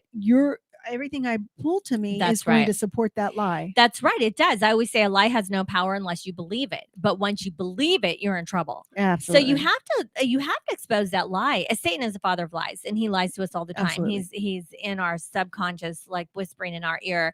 I used to watch the Flintstones when I was a little kid. And they would have a little demon on them. one shoulder Right, and a little right. angel on one shoulder, and that's legit what it's like. It is. And they're telling you the lie that you're unloved, or you're insignificant, or you're insecure, or Feels so like that, often yes. you're just not enough no matter what. And or even it could be lies based on your own identity or on how other people think about you, like where you're believing they truly hate me. And maybe Yeah. they don't hate you, Yeah. but you're believing that they do. Right. Or you're believing just like when girls are faced with the decision of whether to have the baby or not, they're believing a lie. You are alone, Right. or you will be rejected, Right. or your parents, or the church or whatever, fill in the blank, will not be able to handle this. Right. You won't be able to get past this. Absolutely. People will, you've got like a red A on your forehead. Right. The lie is very painful, and you know what's so intriguing to me, and we haven't said this yet, is sometimes when you're being triggered, you think that what's right in front of you is the culprit of your pain, but actually, like you read that one quote I said. It's basically the offense that you're having in the moment to what is occurring to you presently is actually set up in the past. Yes. And so once you come to a place where you understand what the lie is and you confess that, and you're like, oh my gosh, I'm coming out of agreement with that lie. The word alone says that I'm valuable, that I'm good enough. Jesus says that I'm good enough. I'm in agreement with something. And but once you start looking into the depths of where did that contractual agreement with that lie come in? And that's in the past. And that's right. Most people will say, how is that possible? But it just is. That's why when you say that person doesn't hate you, but because it's connected to something that's similar in the past, that's right. You're going to think that it looks like the thing in the past. And so you're going to respond to it as though it was the thing in the past, when it has nothing to do with that at all. Nothing at all. Yeah, that's so good. And so whenever you are faced with this, and the fears could be anything, and the lies could be anything. I mean, you really have to go to, I had a friend say that she believed a lie that she was just a big girl. And so she weighed over 400 pounds by the time she was 20 years old. Oh. Why would I change it? I already believe it, right? She believed it. Her mom was a supermodel, was a size 4. She owned a modeling agency in New York City. And so the girl was just like, well, I'm not like my mom. I'm just big. I'm smart. My mom's pretty and I'm smart, but I'm big. Well, one day she was out in the parking lot of a Walmart, and she was going in to buy groceries, which included Coke and a lot of Hostess treats and things like this, lots of sugar. And so she was going in, and in the parking lot, she didn't even know God. She heard a loud voice tell her, I did not make you fat. Wow. And all of a sudden, her eyes opened to the truth. The lie was that she was just a big girl, and that she would always be a big girl. Wow. The truth was she wasn't. That's really not who God made her. You know what? By the time I met her, she had been a size 6, the same size as her mom. Come to find out, she actually looked like her mom. Wow. But she had stayed at that weight for like 10 years.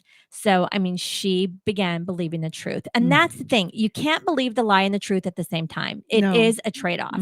It's a complete trade-off. It is. And I find so often that people's identity is wrapped up in the lie. So like, true. I'm just well, like she believed, I'm just a big girl, Right. or I'm just angry. You know, I'm Italian, I'm Irish, I'm whatever. Like you have your excuses, you know, why you're just angry. I'm a redhead. You hear excuses like that.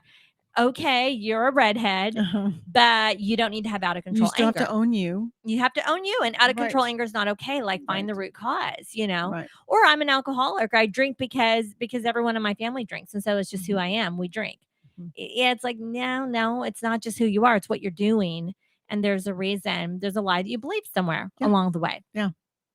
So getting to the bottom of it, and I find oftentimes core fears are either a combination of, I mean, it can be anything, but you'll have to let me know what you think your core fears were, because I know you found them. But oftentimes my core fear is rejection. And then also I find people have a core fear of being taken advantage of, or a fear of failure, or a fear of just change. They don't want that, like, this is always the way it's been. So it's difficult for them to change. I find that often. And I even find it when people have chronic illness. They've just believed a lie that they're always going to be sick. And they can't even fathom. I told a girl that was dealing with chronic illness. I visited her in the hospital, and I said, this is the last time you're going to be in the hospital. This is what I'm praying for you, that this is the last time you will ever be in the hospital. She just didn't believe me at all. And, you know, it wasn't the last time. She's been in the hospital 3 times since then. She's still in agreement with it. And you know what? I said, you don't have to do this. You don't have to continue to spend your life in and out of the hospital. Like, there is another way to live. But can you even visualize yourself being well? Can you even visualize yourself being healthy? And you know what? She couldn't. She didn't. She could have, but she didn't, because she was holding on to the lie that I'm chronically ill. But you know what? We don't know what tomorrow holds. Just because you've been sick yesterday, why does that mean that you're going to definitely be sick tomorrow or the next day? Like, what if you're not? Well, and two, that whole chronic sickness, in my opinion, too, I know you're going to say this too, but it is, there's a core behind that. There's a core root behind the belief, and even her body showing up that way. It's a physical response. It is. It's a physical response to not giving her emotions and being able to self-soothe. She doesn't know what she doesn't know. So her body is even responding. And that sickness shows up out of our inability to address certain things, or unknowingly being able to address something that's painful that's in our past. You've heard people say you're as sick as your secrets. Yes. I agree with that 100%. You're as sick as your secrets. And that's why I love the title of your book, because you saw the symptoms first, and then it took you to the secrets. And then you began sharing your secret. And who was the first person you told that made a difference? Oh man. My best friend Sherry, growing up. I mean, one of my best friends, but there was another one that went with me, but I'll never forget telling Sherry. And that was a big deal. And it was probably within a week after that all happened in the summer of 89. But yeah. And ultimately then, years down the road, when you were digging for healing and trying to find the root cause of your anger issues, you took this giant leap of faith to tell your daughters. I mean, it was one at a time. But to tell them your history, your past. Yes. And that was a big, huge healing moment for lots of things, because now we're full circle, and now it's my girls moving forward. And in my abortion, it was a girl. It was a baby girl. I knew it. I mean, like, I didn't know, like, technically on paper, but I knew it. I felt it. And especially when I had my girls, it was the same type of pregnancy. So we'll definitely have to come back and talk about that, because it's a really beautiful part of the story. Yeah, I want to talk about that story. So stay with me after the break, because redemption is possible. Healing is possible. Do not believe the lie that just because you're in pain now, just because you've had regrets, just because there are issues in your life now, that they will be like that forever. It is not the end of the story. Healing is available for you. Healing is available for all of us. Look, you are not the only one. And I promise you, this is not the end of your story. And we believe, Deana and I believe, that healing is in your future. Absolutely. So stick with us, and you'll hear more of her story and also some solutions, so you can be helped and get to your healing. Be right back right after the break.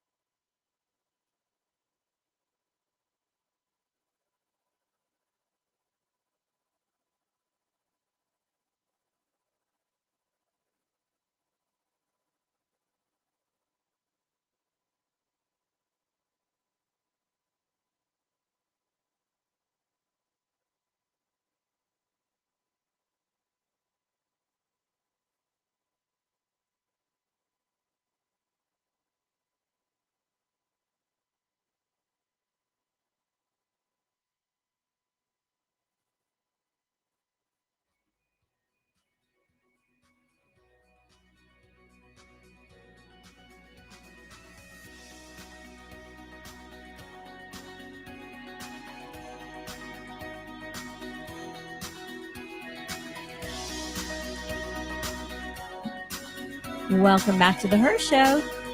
I'm here with Deana, and we are talking about your guide to emotional maturity.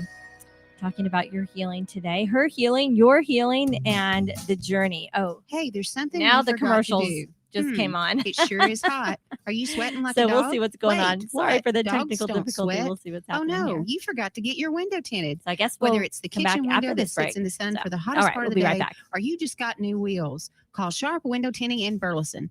817-615-9379, or look them up on the web, sharpwindowtint.com.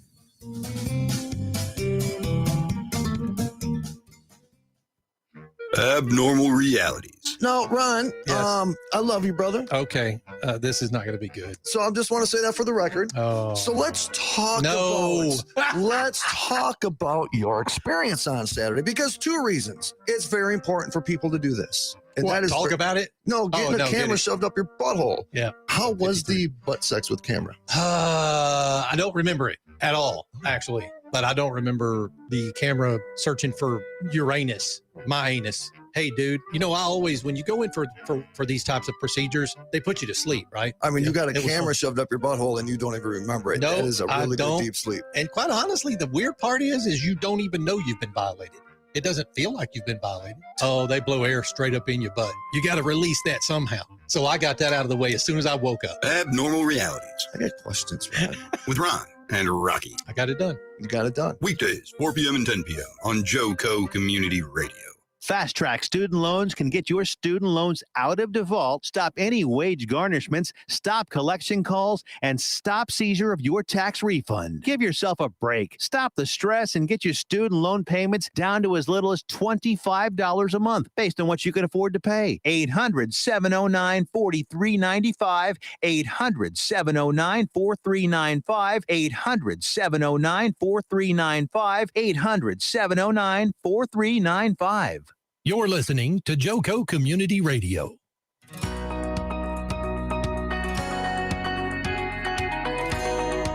Okay, I guess we're back for good and all the commercials are over now.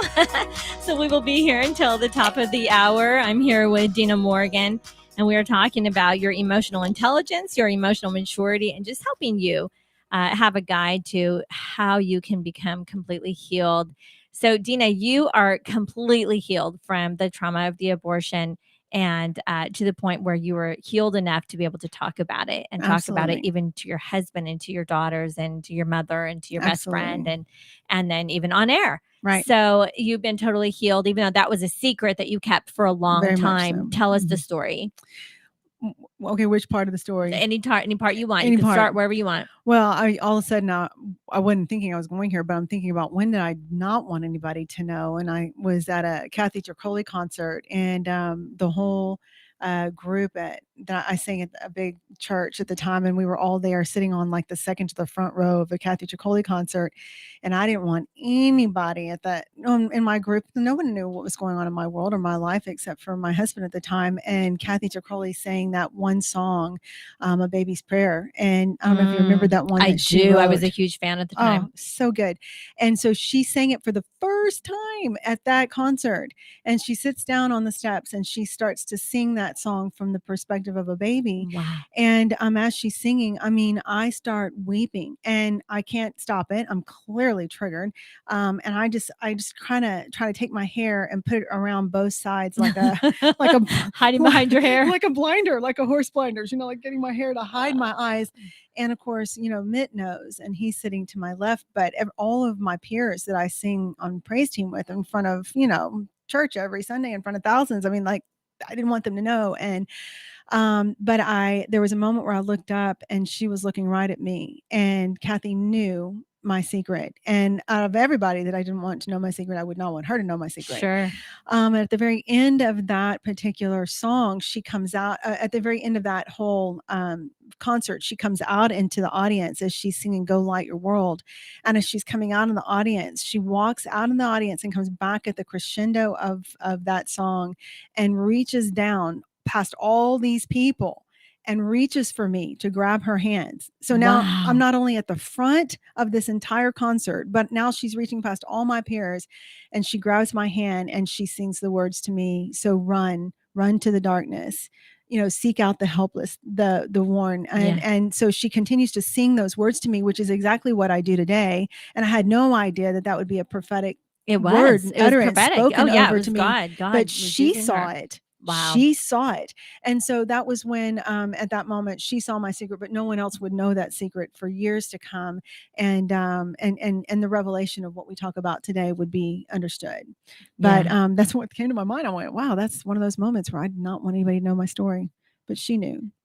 But God knew, and God wanted you to be healed. So that was really the beginning of your healing. I think so. And Yeah. I do write about that, in the beginning of the book as my prelude to kind of just saying, hey, this is the journey that I was on. And years later, the Lord would deep dive me into this space of helping me understand where it all came from and what was going on with these emotional states of outbursts that I was having. When you had your abortion, never could you have imagined how you would suffer.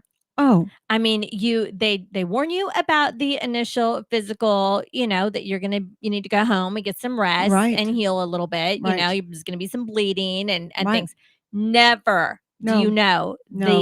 the emotional trauma. No, it's even as I think back now of that decision when I was 19, and I think about all my journey to here where I am today, the work that had to be done. It wasn't just an acknowledgement and a recognition of what happened. We're talking, it was a lot of work, and a lot of deep dive, a lot of understanding what was going on, and bringing healing to my body, because not only was I a part of something, in a moment in time. I don't mean something as Catherine was something, but like a moment in time in my history.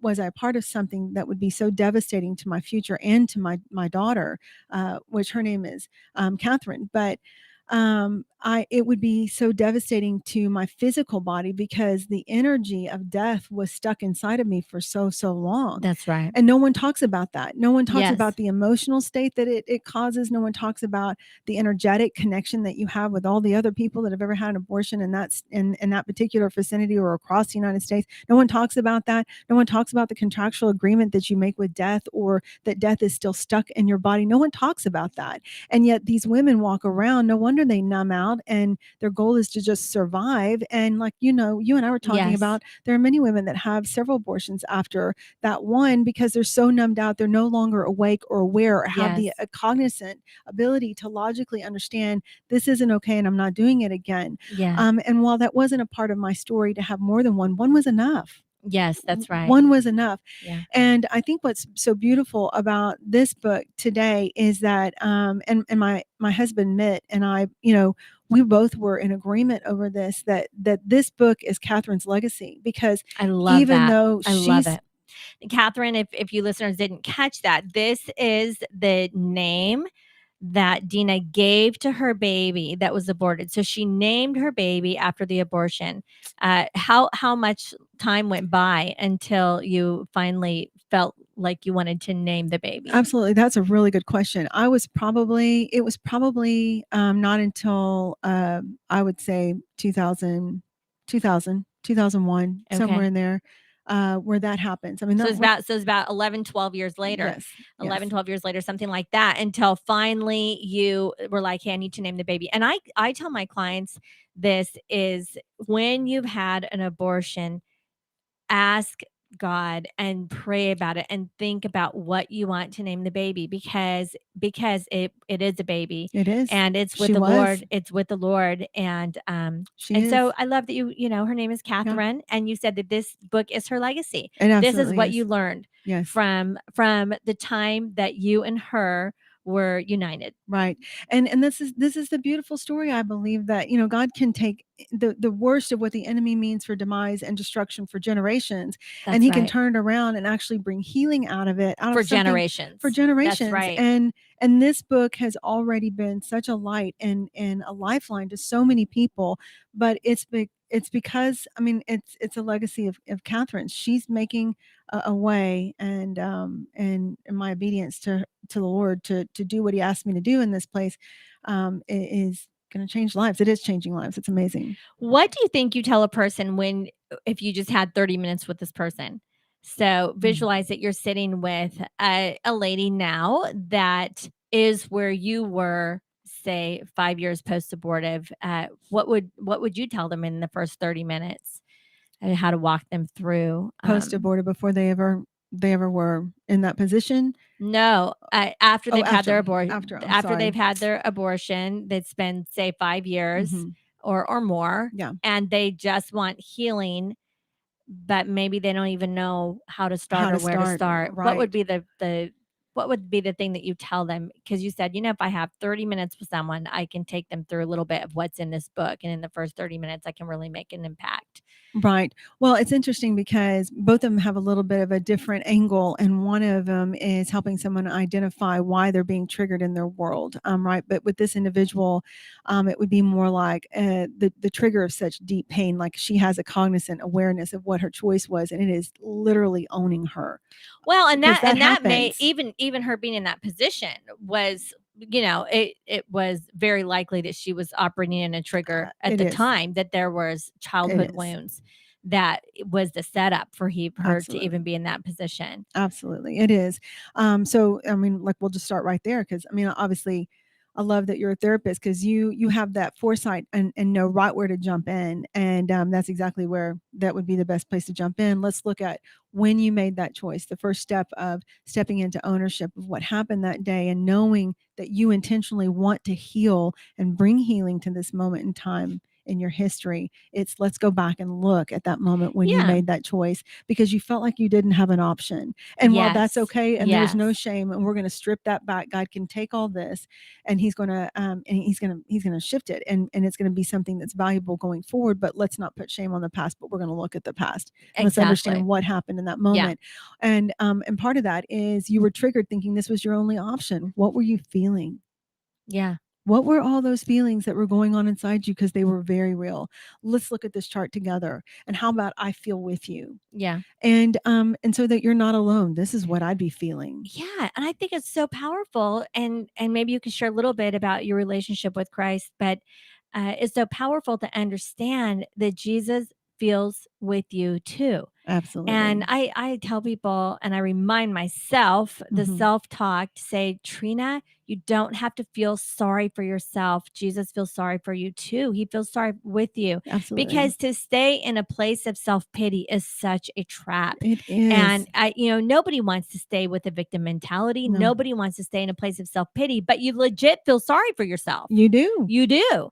But I think that It's a helps. vortex. It is. And I think the thing that helps me the most is to think, Jesus feels sorry for me too. Like Absolutely. he had the same feelings that I have. And Right. he left glory. He left the throne to come down and be a man and to feel the same things we go Absolutely. through. Absolutely. The same failures, the same rejections, the same pain, the same feeling of being forsaken, Right. even by his own father, which we haven't even experienced that the way he did. Right. And all the same feelings, the feeling of the criticism that he had, being Right. falsely accused. I think often we're afraid of criticism. I think that's a real big fear that we It all sure have. is. We are afraid of criticism. I know I am. That's one of my big fears. Yeah. I'm afraid of criticism. And even the phone call of the messages left for me, I am afraid that when I call this person back that they're going to criticize me, or tell me that Yep. somehow I let them down, Right. Right. and when Right. I was doing my best, Right. It's the that they're last going to thing you tell would me. want. Right. Right. So, that's where you can anticipate the fear and identify the fear of criticism, Absolutely. or the fear or the fear of being falsely accused. Right. And look, Jesus went through all of that. He was falsely accused. He was criticized. He was beaten and tortured and crucified when he didn't deserve any of it. And Right. we actually do deserve some Yeah. things that we get. I mean, Yes. there are Because of our consequences, choices. Right. and consequences are a beast. Some things is because of our choices. Some things we truly are a victim. Right. But Jesus experienced all of it. He did. So we have to know he feels sorry for us. Absolutely. I mean, he absolutely understands, which is why there's no judgment, no criticism, and there's just space to be. And I think that's valuable. And that is something that's incredibly valuable to each one of us to give to one another. When we are okay with us, we are okay with someone else. That's right. And sometimes it gets difficult to understand the crossover of emotions. Even though the situation may be different, when you actually can tap into a moment, you might discover that you felt the same thing I felt as I was making the decision for the abortion and feeling like I didn't have any choice. You might not have been experiencing the abortion decision, but there might be other things that in your world that you felt where you can experience the same emotions. It's just a different experiential moment. Yeah. Like you had to make a decision for a college course or a college degree, and you had you felt like you didn't have a voice. You felt like you couldn't make a different choice, Oh, yeah. and you Right. had to make that choice, and you felt trapped and stuck. Well, that's no different than the emotions I was feeling. It's just that they're different situations. Right. So when you can enter into someone else's pain through, how have I felt that way before? Where have I felt that? Oh my gosh, that was horrible. Oh my, Yes. I can see what you felt. I can see what was going on. That's what Jesus is doing with us in those Yes. moments, because he's like, I get it. I Oh, get it. yeah. And Oh, yeah. and it's going to be okay. And we're going to get through this. And And he died to heal us. I mean, that's the the whole bottom point. line. That's Yeah. the bottom line. And so tell me about your relationship with Jesus, and when did you realize that really your relationship with him was a massive key to your emotional healing? Well, and it started with him talking to me in the middle of my anger, my rage. I mean, and I would hear him, because I spent time with him. So there was already that space for him to come in and say, There's an inner voice, and It it's is. not an audible thing. No. But it's this deep sense. It is such a deep knowing. It almost feels like it's audible. Right. And It's sometimes just you just it has to be God speaking because to you. there's no reasoning behind when those moments come sometimes, and there's this cadence to his phrasing, and he'll use scripture, he'll use a picture, he'll use a vision of something, or it's amazing the things that he can use to speak to us. And when he does, it's like a magnet. He draws us to it, and we're stuck to the thought or the vision or whatever that moment is, but there's a cadence in it, which is beautiful. And so even in the midst of the frequency of rage, I was able to hear his tone and his cadence come in and say, Deana, your battle is not with Mitt, or your Yeah. battle is not with what's right in front of you. That's good. And That's good. and after a period of time, it was really what I held on to striving, and I don't mean in a work kind of thing, but striving to hold fast to not letting that go, and trusting him through the process as he led me to all the other places that he would lead me to that would actually enter me into states of healing. John 8:31-32, you will know the truth, and the truth will set you free. Yes. Okay, I can't help but go back to that moment with the woman that was 400 pounds in the Walmart parking lot that you were saying. The Lord said to her, like she heard didn't it. even know him. She didn't know it was Right. God, but she knew it must have been God. That was truth. Like he spoke truth down into her core, and That's she right. couldn't shake it, and She it couldn't changed shake it. her. Changed her. And that's And that she believed in creation. Right. She believed that God was real, and she believed in creation. Right. So when he said, I didn't make you fat, Right. she knew it was God's voice. Right. And everything inside of her was able to align to it. And that's what happens. But you know what? It was 3 years of grief. Mm. She said, for 3 years, I grieved. Believing the lie. No. Okay. Coke. Oh, okay. Well, She grieved totally get that. drinking Coke. Well, it was something to 3 that. years that she grieved Mm. eating all of the junk food. Mm. Burgers and fries Mhm. and soda Mhm. and dessert and sugar. She said, I let go of it, but I actually missed it for 3 years. And it's interesting because 3 years is also, statistically speaking, it is the frame of time that is necessary in the best case scenario to breaking. adapt to a new normal when there's been a deep grief and deep change in your life. Like if someone dies, it's going to be 3 years for you to even adapt to a new normal that they aren't alive anymore. Absolutely. The grieving process takes all this time anyway. Yeah. And so it's interesting how we can see that in other areas, but that she actually missed her food for 3 years. And then after that, she never went back, and it wasn't even an issue anymore. Yeah. But it took so long Yeah. for her to Well, like really let it go. Mhm. Yes, for Mhm. it to not have a hold on her Mhm. where it was a constant thing. but she was free because she heard the truth. She knew the truth. And that's how his voice works. That's right. It's amazing. You know what? I want to come back to something that we were talking about before the break, because I want to say, because we were talking about my girls when I told my girls. Yeah. And don't lose where you were headed, where you were thinking just a moment ago. But I wanted to say that when I knew before I released this book that I would need to tell my girls first, I couldn't let something go out into the open with everyone else and not have my family understand that we're all together moving forward if this is what I'm going to do, and releasing this kind of information, because it also is exposing for them if they feel like their mom didn't tell them and it's out there for other parents to know, whatever, other people, their peers, whatever. But I told my daughter, I'll never forget telling my oldest daughter, Sabrina, and us sitting in a small little restaurant over in Frisco, and I fully brought it forward and shared everything that was going on.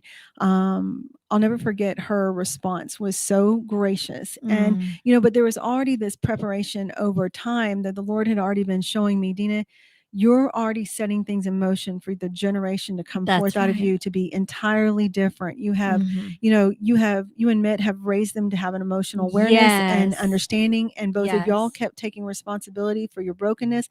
And you know what I keep finding is that households that take responsibility for when they make a mistake, those are the household that children want to come back to. It's true. Not the households where everybody acts like everything is fine and always together and never owns their stuff. Absolutely. So, part of that was the intention of Mitt and I to always be transparent and open. Vulnerable. But when that moment of me sharing with her happened, she brought back to us what we had been, being intentional and open and loving about with other people around us, her upbringing, and she was just so gracious. And so telling my second daughter, Mackenzie, as she got older, the time was just right. Those moments when because your children are different. They grow up different. Their personalities are different. But the moment in time when it was right to have that conversation with Mackenzie, I'll never forget one of the things that she said to me. She said, "Mom, I always knew that I had another sibling." And she goes, "And now I know that it was an older sister." And I just thought amazing. that is so amazing that and Sabrina came back when she heard Mackenzie say that, and she's like, "Mom, I felt the same thing. I've always known that there was I had a sibling." Wow, that's amazing. I think so too. That's just so surprising.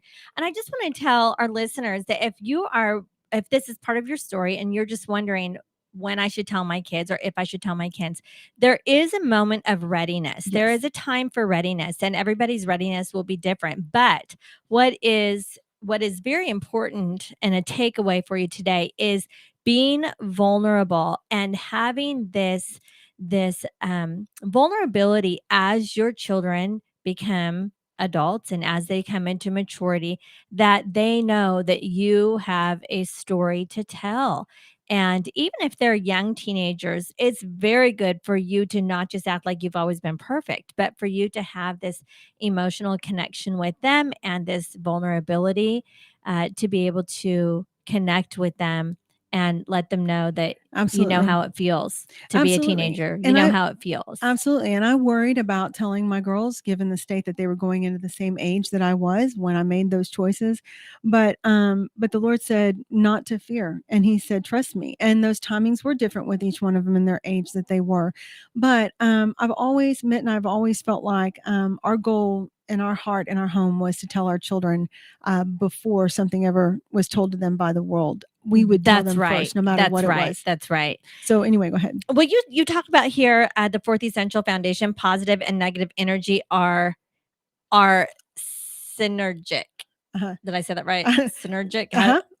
Anyway, they come together. Tell us. They do. They come together. So there's synergy there. There's synergy there, and it's so funny. Why didn't I write synergy? But you know what? That's the word that was written.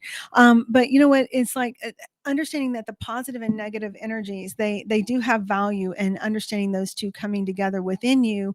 There's a positive and a negative to something that you're sensing and feeling, and understanding how those two dance with one another is pretty powerful. Well, and just think about a battery. A battery has a positive and a negative side. I wrote about that. And so did you? Okay. I was just replacing batteries in my Christmas lights. Yes. So I've been thinking about batteries, and the positive and the negative side are each an important part of the battery. And in our makeup, We have positive thoughts and negative thoughts. Absolutely. It's part of who we are. We have positive experiences and we have negative experiences. Right. But working everything together is we can come out beautiful. And it Absolutely. doesn't have to be. I'm all about positivity and I'm all about positive thinking and positive You are. attitudes. However, negative things are part of our life. Negative experiences are part of our life. And my grandma has a great statement. She says, I have the ability to turn an insult into a compliment. And I think it's important to be able to take the negative parts of our life to address and to go through a workbook like yours and say, okay, what are my feelings about it? What are my fears about it? Let's address it. And then what positive can come out of even the negative situations? Absolutely. What have you seen that is the most positive things that have come out of the negative situations in your life?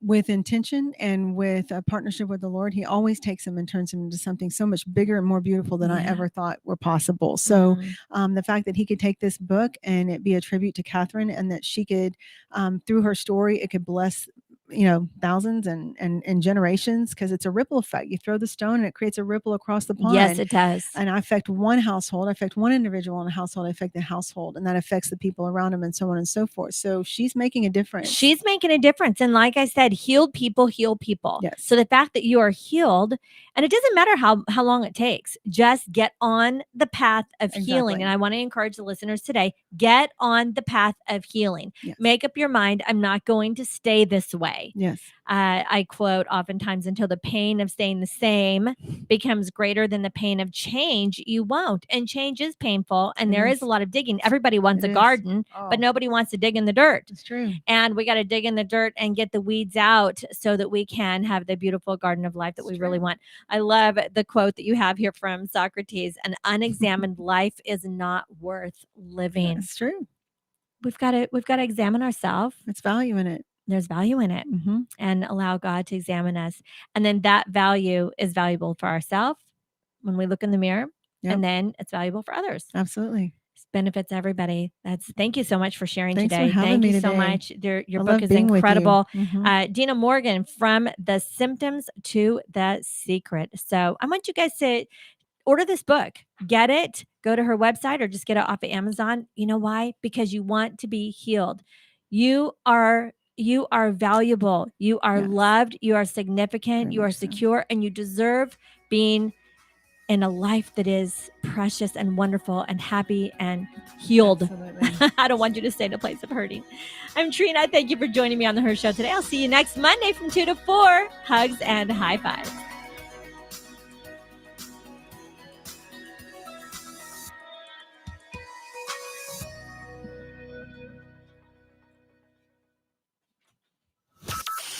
From Burleson to Venus and Grandview to Godley, this is the voice of Johnson County, Joco Community Radio. Breaking news this hour from townhall.com. I'm John Scott. President Biden continues to urge Americans to get vaccinated, including getting the booster shots, as he seeks to quell concerns over the newly identified coronavirus variant named Omicron. But he said he would not be seeking any severe business or other widespread lockdowns. Meanwhile, a federal judge has blocked the administration from enforcing a coronavirus vaccine mandate on healthcare workers in 10 states. The preliminary injunction issued applies to the coalition of the suing states. That rule requires workers to receive their first dose of the vaccine by December 6th, their second by January the 4th. Rising consumer prices fueled by high energy costs and supply chain disruptions, putting a pinch on households and businesses worldwide. As economies recover from lockdowns caused by the COVID-19 pandemic, increased consumer demand has helped lead to rising inflation. Countries in Central and Eastern Europe are among those feeling the rise in prices most acutely. Their weakening currencies and import-oriented economies make them especially vulnerable to price hikes and inflation rates that are among the highest in Europe. Correspondent Jeremy House reporting. Also at townhall.com, the Biden White House has unveiled this year's holiday theme and Christmas decorations. The executive mansion is decked out for the season with 41 Christmas trees, 6,000 feet of ribbon, and 79,000 lights. And of course, there's a gigantic gingerbread White House that weighs several hundred pounds. Gifts from the Heart is the theme of the Biden's first White House Christmas. In this year's holiday guidebook, the first couple write that faith, family, and friendship are among the gifts that tie together the heartstrings of our lives. Greg Clugston, Washington. More on these stories at townhall.com.